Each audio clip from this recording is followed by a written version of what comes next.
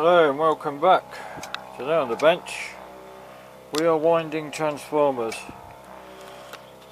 and that is because I was all ready to power the little single-ended amplifier up, and where is it? Oh, I've chucked it there. The transformer, one of the wires came off and I couldn't find it, so here we're winding a replacement for the single-ended transformer. Also in this episode we're going to be winding the 614 transformer. So I'll shut up, a lot to get to. Sorry, I'll shut up, a lot to get through. Well, I was all ready to test this amplifier yesterday. Basically I built the circuit up. Oops. There's our two PCO 86s. Power supply, output transformers, all wired it all together. And this is after I wound a winding on for what do you call it, 13 volts at 1 amps to power, you know, the heaters. Anyway, powered it, tried to power it up, and noticed I hadn't got any HT, and that's because this lead here was flapping about. So the little primary winding had come off, and I looked and looked and looked, and I've sort of pushed all this insulation back and I can't find it. This wire here, I think I just snapped that off in my frustration in the end. So that's fucked, really. So it means I've got to wind another bloody transformer, which I really wasn't bargaining for. But yeah, this, thinking about it, it would be better anyway. Anyway, I dropped the bloody transformer, all the fucking bobbins come apart. Buggered. More fucking work. So I've got two transformers to wind. I've got that one to wind and that one to wind. So I've got to make some bobbins as well. So I'll probably use this bit of card. It's off an old photograph, backing of a photograph frame. Probably use that to make the bobbin for that, and then just use some thin breakfast cereal cardboard for this bobbin. Before we can wind transformers, we've got quite a bit of work to do. We've got to make the bobbin. I know you can buy them, but they're not that easy to get in small amounts. It's quicker just to make your own, although the bobbin is subsequently not as good. I'm sure, you know, people can 3D print them and all that. I ain't got a 3D printer and really can't be asked to sit there farting about at a computer for 5 days, drawing the CAD and then print the bleeding thing. I only want one of the things, you know what I mean? So it's just pen, ruler, square, bit of old card and a pair of scissors and some glue. That's it. Job done. Right, so you want to make a bobbin. There's your core. The bobbin's got to go around that core.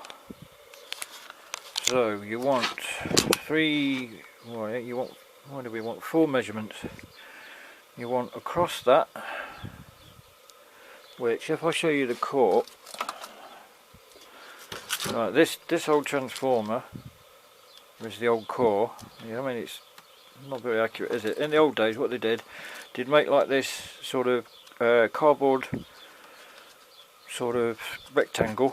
That's where your core fits in. I mean, this is not accurate at all. And then they'd wrap the turns around it and then cover it in this sort of brown paper, which is all well and good, but you lose a lot because you can't wind right to the edge. So if you see the width of this copper shield in there, you see it's got what, about 1/8 of an inch in, and that's where the windings end. You can't wind right to the end because in the winding process the windings will overspill, and that's the problem with this construction. Got another one here that I've got to wind, and all these windings spill out, which is a fucking pain in the arse, and that's swearing. Anyway, where was we? We want 4 measurements. we want across here, which is 18mm in our case, we want across here, which is our tongue, and all these E and I's come in a standard sort of measurements. You know, you get E12, E whatever, 24 or whatever. And then we want the measurement across here. This is the most difficult one to get. These laminations have to go into the bobbin, and they have to go in bloody tight. But you can't get them. The problem I have a lot of the time when you re-laminate a transformer, I can't get all the laminations in. These are only thin. It's easy to, you know, you can't go, well, you can go whacking them with a hammer, but you have to be gentle, and it's really easy to bend the things. So this is the most crucial measurement. So what I did to take that, I squeezed it up with a clamp, but not really bloody tight. I've left myself with a little bit, I made it oversized, about 1mm oversized, so that I don't have that problem when I shove the laminations in. If I have to, I can always shim it out. So we've got a 4 measurements. We've got across there, we've got there. What's the other one? 1, 2, 3. Oh, what the fuck am I on about? I've got one there, one there, one there. All right, yes. And then the next one we want, the next measurement we want is down here. And so what you end up doing, so I'll put this here again. So this here will be this here. So you'll have like a flap sitting there. Have I got an old core that I can show you? I don't think I have. So that's that there. And then this measurement here is our biggest measurement, which is here. That measurement there. If you're with me. So what we've got, you've got like that. So this bit of paper here goes like that, down like that, and then like that. And then we're going to fold it, bush. Right, where was I? Camera bloody memory went. So, these are our measurements. This measurement here is that one there. This measurement here is this here, and then basically you transfer your other 2 measurements, which is that one and that one, alternately. Are you with me? Then you need a bit of wood. I was very lucky in that I found a bit of wood exactly the right size, and that sits inside this bobbin, because on my winder there's a shaft sticks out, and that will go on there, and the bobbin will go on this together with 2 end plates, which I'll show you later. So you've got your rough bobbin size. I cut it out with scissors and a Stanley knife, craft knife, and then I went over all my lines and scored them with a knife. This is thick card, which is what, a couple of mil, maybe 3mm thick. Scored all those lines so that it would go round. And then I went over with a triangular file and went over the lines, especially the ones on the inside, because, you know, to make a V sort of shape, and then bent it round. Now then, I screwed up because I didn't add the thickness of the card. So I mean, it's worked out all right, but obviously a bend like there, I mean, it's worked out all right, but if you with me, look, see there, really this should be like the width of the card in between each one, or maybe half the width of the card or something. Anyway, I had a tongue on the outside, which was to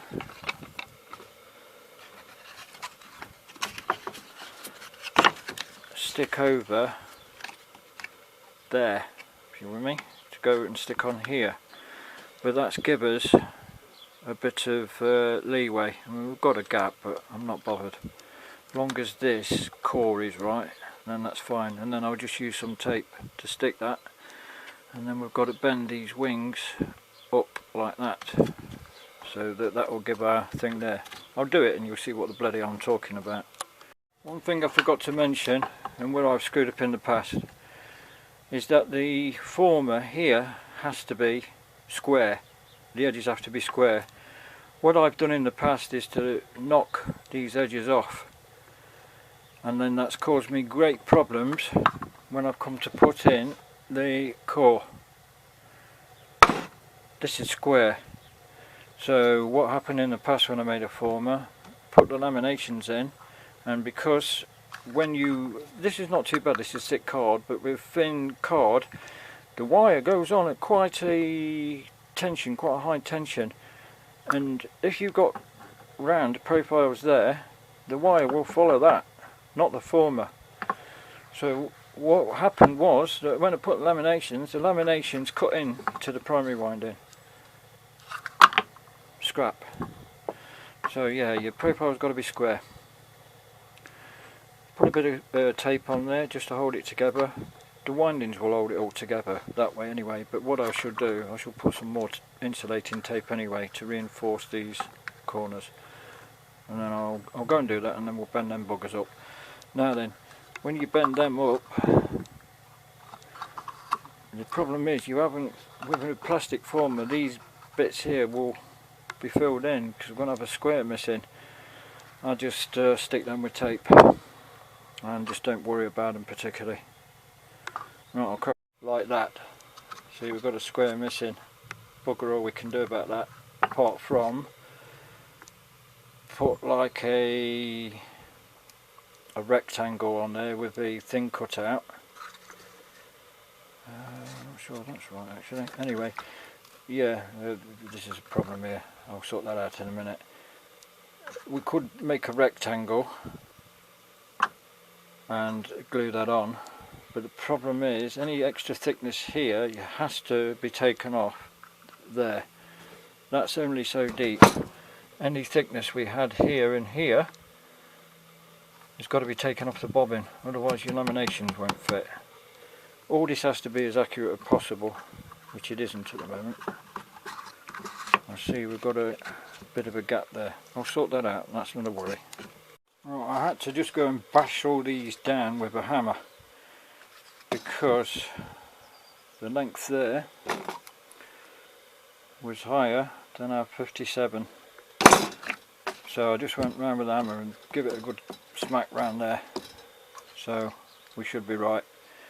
I don't know whether to put a bit like I mentioned in on the inside there, but yeah. What I did before, I just used tape. I'm going to have a think about that, see if there's some solution I can do without messing about with cutting out bits of cardboard. Right, I'm about ready to wind. Here's a bobbin, our core thingy. Our former is inside obviously. That's on a shaft that will go round and round, driven by a motor. They're popping out a bit, but we might have to get some tape to keep those back a bit because they'll interfere when we're winding.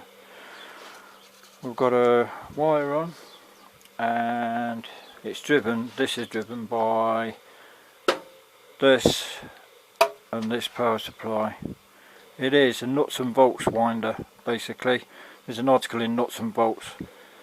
It's okay, but it's slow. I'm sure with some application and whatnot we could get it to go a lot faster.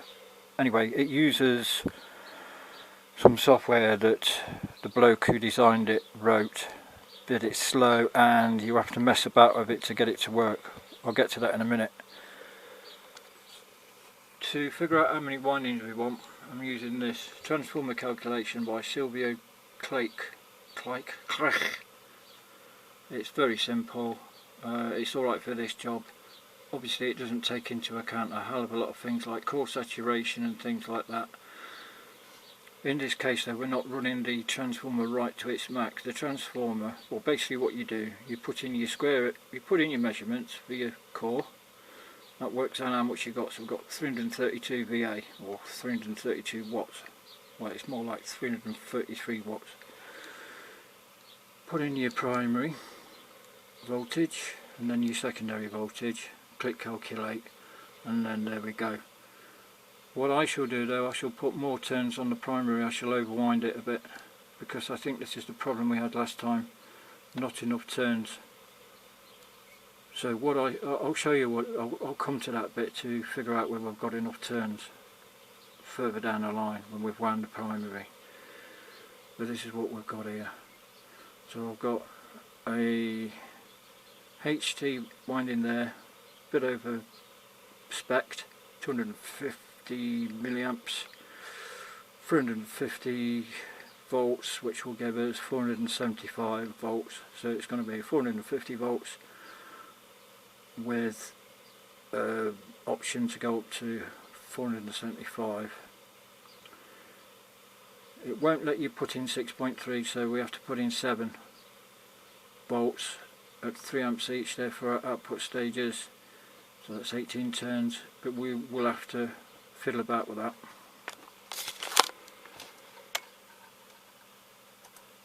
Right, this is the, what do you call it, the program interface. This measurement here you have to mess about with. Right, see if I measure, where's our thing? It's in inches, right, because it's American. So that's 1 7, no, hold on. Actually it should be 1 7/8. So if I put in what's 1 7/8 in bloody metric? Well, let's just say it's 2 inches, right? If I put in 2 inches there, I found that it'll stop winding short. So you have to mess about with that. You have to wind a few test turnings. The number of windings, just forget that. It just, I don't know what's going on. Same with the gauge. The gauge dictates how fast this moves, and therefore our spacing of our windings. So you have to mess about with this. So, and the other thing is, like, a wire gauge is in AWG, American wire gauge, or in fact no, something like that, average wire gauge, I don't know, it's an AWG. This is in millimeters. So in my computer in the other room I've got loads of charts with SWG, AWG, millimeters, thou, and current thingy, you know, ampacity. So basically there's a lot of, not a lot, but quite a bit of brain work you got to do to get it to go. Right, I'm going to go and set this up, and then we'll wind a few tests. Well, this is a test one, and as you can see our spacing is well wrong, so I best go and stop this before we get any further.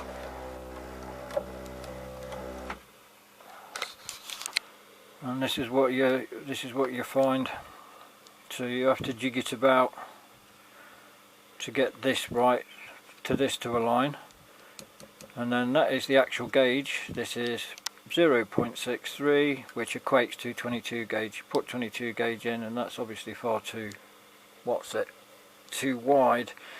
So we need to put in a higher number. The higher the number with wire gauge, the smaller the wire. I'll go and do that and unwind this. There we go again, 2, 3, 4. Bit of a crap start there, but it's not looking too bad. And I've got it set at 28, but it's not perfect. Well, that's looking a lot better. I actually put in a gauge that doesn't exist, which is 29. We've got a miss-skip there though. And whether to stop it again and start again. Yeah, look, we've got it's riding over there, so stop again. Right, we're going great guns now, all the issues sorted out. The bobbin was misaligned, so I've had to sort of true that up. And that wasn't helping, but yeah, it's winding okay now, so I've got another 600 turns, see you then. Starting on the HT winding now. As you can see, the spacing's really crap, and a lot of that's to do with the tape. I've used some different tape this time. This is glass fibre tape, and I put a bit of Captain on top. So let's just see how the spacing, the turn spacing is on the next layer. Well, that's all the windings completed. Those last beefy ones are the heater windings. It says 18 turns on the program.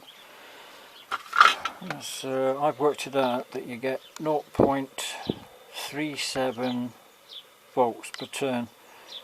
So 7 divided by 0.37, 18 turns, right, 19 turns. So let's go and whack it on the, just going to try and fit the core and see what we get. We've got a slight issue here, it doesn't quite fit. We might just be able to shave a bit off some of the cardboard, or maybe it'll go together when it's properly together. Anyway, that's most of the laminations in, and it's buzzing like an idiot. You see that, it jumped. See, those laminations jumped. Anyway, there's 100 volts on there, and on one heater winding we're getting 3.4 nearly, and on the other one we're getting 2.6. 2.6 is right for about 1.5 volts. Now what am I talking about? 2.6 for 100 volts is about right for 6.5 volts. So I'll take some windings off this and then put it back together. Hopefully I won't have to take it apart again.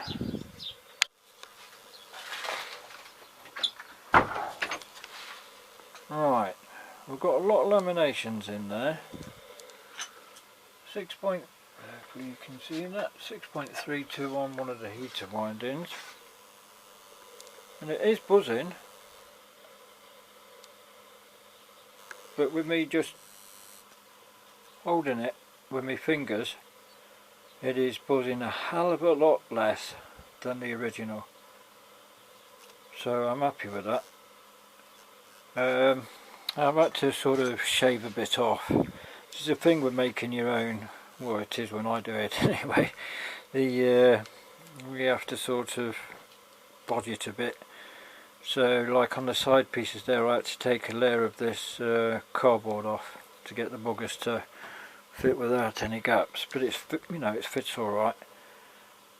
So we've got to test the other heater winding, and there's enough room in there so that I don't need to take it apart again, so that I can wrap it properly with some paper to make it look nice, although it doesn't really bleeding well matter. Yeah, look at that, 230 volts and we're bang on. Let's bung a load on it and then see what we get, because we might need to put another turn on, but we've got enough wire to put another turn on. Let's put a load on it, 3 amps. Well, after a lot of mucking about getting the heater windings right, that took some messing about with, trying to wind them with the core already on. The transformer's finished, ready to go back in the amplifier. It's a lot better, doesn't buzz like an idiot, haven't had to crank them right up, haven't had to varnish the laminations. It's a lot better. Also, I've got a lot better voltages. In future I won't mess about with buying transformers. I should just wind my own. It's a lot better. So like this one originally had 330 0330 winding, HT winding. We didn't need that, we only need 330 something like that, but I've basically got these full red wires here. I've got ability to do 450, 475, 500 volts HT, which would be handy because our 6146s have only got about 170, 200 volts screen grids. I overwound the primary, you know, therefore the transformer doesn't buzz. That's a lot better, it'll run better. and our heater windings are about as they were, but mine are a little bit smaller. The core is underrun. It's only using about 3/4 of its, what do you call it, capacity, power.